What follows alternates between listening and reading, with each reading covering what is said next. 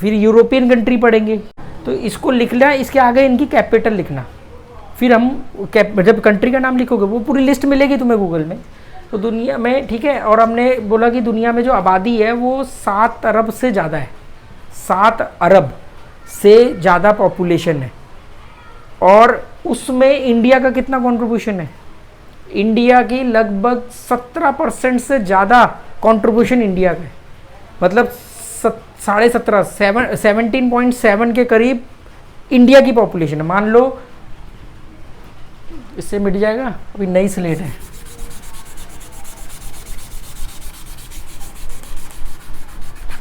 धीरे धीरे हम वाइट बोर्ड लाएंगे, फिर एक दिन हम यहाँ पे प्रोजेक्टर से पढ़ेंगे, फिर स्मार्ट क्लास भी आएगी। मान लो ये पॉपुलेशन है दुनिया की, इसमें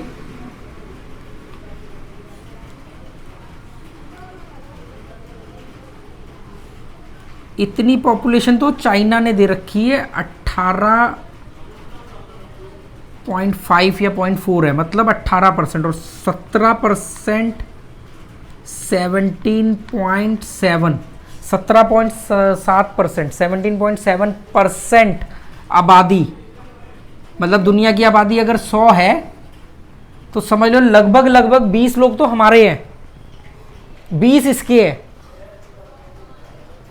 हैं, तो बचे कितने? 60। बाकी के बचे हुए जो कितने 64% लोग हैं, जो 100 में 64 लोग हैं, वो इतनी सारी कंट्री से आते हैं। समझे? मतलब लोग इन दोनों कंट्री में इतने ज्यादा क्यों है? अब ये अक्लमंद, सबसे ज्यादा पॉपुलेशन वाली है चाइना की पॉपुलेशन सबसे ज्यादा है 18%, और हम उससे एक कदम पीछे हैं। और जो हमारा माइनस पॉइंट है हम उस पर गर्व कर रहे हैं। पिछले कुछ सालों से तुमने कई नेताओं को बोला होगा हमारी जनसंख्या हमारी ताकत है, और अभी कुछ नेता बोल रहे हैं जनसंख्या कम करनी चाहिए। मुझे एक बार बताओ, तुम एक ट्रेन में सफ़र कर रहे हो, उस ट्रेन में 80 लोगों के बैठने की जगह है, उस डब्बे में, ट्रेन की जो बोगी है उसके अंदर 80 लोगों के बैठने की जगह है। तो 80 लोग अगर बैठे हो तो ठीक ठाक बैठे हैं, ठीक है।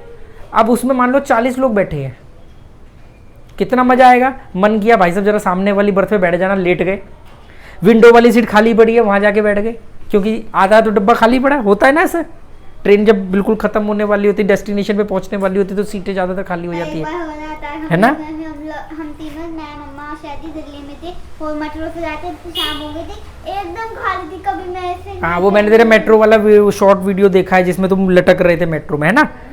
अब उसी डब्बे में 160 लोग कर दो, मतलब डबल कर दो, फिर जितने लोग बैठे हैं उतने लोग खड़े हैं। उसमें से कुछ लोग बोलेंगे भाई साहब थोड़ी जगह दे दो बैठने को। अब जो बाकी के लोग बैठे हैं वो भी टाइट हो गए उसके चक्कर में। और वही मेट्रो वाला हाल कर दो, मेट्रो का डब्बा, मतलब गार्ड अंदर ऐसे ठूस के लोगों को बंद करता है। तो ये अच्छी बात है कि बुरी बात है? बुरी बात है। हम इस पे गर्व कर रहे हैं, और ये लोग यहाँ पे खुले डुल्ले बैठे हैं। तो पॉपुलेशन ज़्यादा होना अच्छी बात नहीं, क्योंकि इतने संसाधन भी तो होने चाहिए। अब एक और इसका एक पॉइंट और देखो, अगर इन दो देशों की पॉपुलेशन सबसे ज़्यादा है, तो मान लो अभी जैसे टोक्यो ओलंपिक शुरू हुआ है, तो ओलंपिक में सबसे ज़्यादा मेडल कौन लाएगा? यही दो लाने चाहिए, है ना।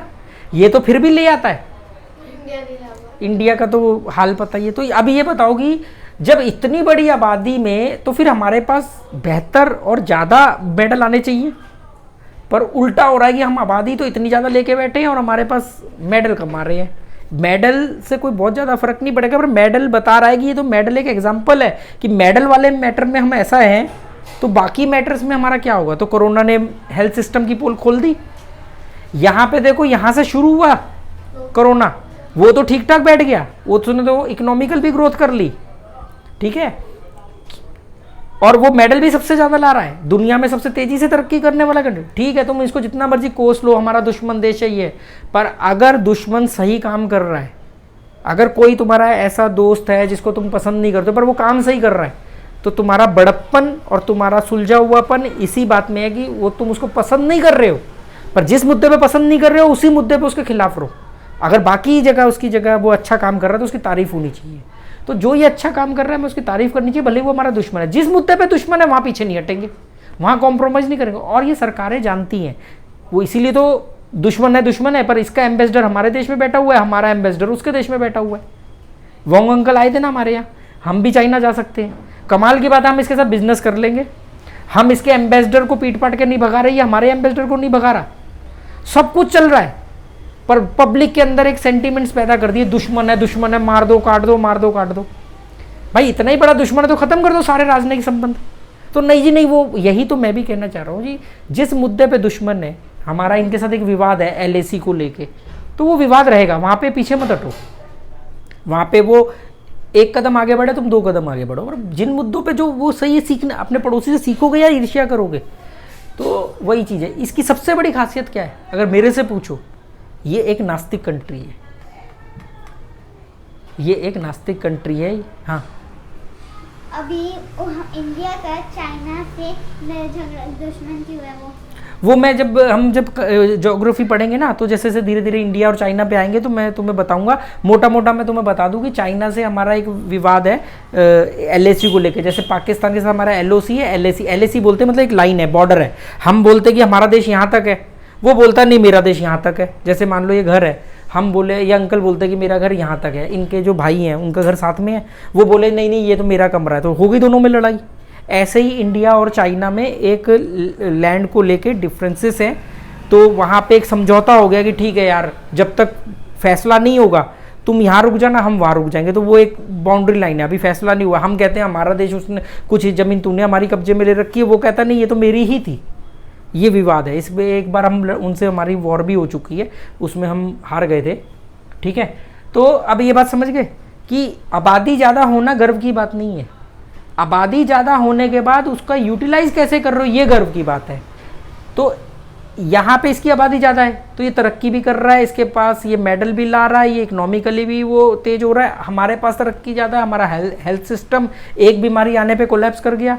हम ओलंपिक में मेडल, अगर परसेंटेज वाइज देखें तो हमें ज़्यादा मेडल है। ज़्यादा मेडल कौन ला रहे हैं, ये वाली कंट्रियाँ ला रही हैं। अमेरिका सबसे ज़्यादा लाता है ना। तो फिर तो ये चीज़ें समझोगी, क्वांटिटी से ज़्यादा क्वालिटी पे फोकस करो। और अगर क्वांटिटी और क्वालिटी दोनों हो जाए तो आप चाइना बन जाओगे। क्वांटिटी भी है और क्वालिटी पे भी फोकस कर रहा है। हमारे पास क्वांटिटी है और क्वालिटी भी डाउन है। क्वांटिटी नहीं होती और क्वालिटी डाउन होती तो शायद मैनेज करना आसान हो जाता। ठीक है, तो ये चीज़ को हमेशा ध्यान में रखना। तो हम जब अब ज्योग्राफी पढ़ेंगे, बड़े इंटरेस्टिंग है ज्योग्राफी और हिस्ट्री जो है बहुत मज़ेदार चीज़ है। और साइंस तो एक टेक्निकल टर्म है, साइंस का तो पता होना चाहिए, वो तो सिद्धांत है, वो तो रूल है ना। मैथ है, मैथ में मतलब मेरे को पर्सनली मैथ में इंटरेस्ट नहीं था, पर मैथ बहुत इंटरेस्टिंग सब्जेक्ट है, मैं ये मानता हूँ। मेरा इंटरेस्ट नहीं था, मेरे अंदर वो क्षमता नहीं थी तो कि मैं मैथ को ज़्यादा मतलब दिलचस्पी लूँ, पर हिस्ट्री ज्योग्राफी साइंस में मेरी बहुत दिलचस्पी रही है। इंग्लिश और हिंदी सिर्फ एक भाषा से ज़्यादा कुछ नहीं है, वो एक भाषा है जो आपकी हेल्प कर सकते हैं किसी चीज़ को समझने में।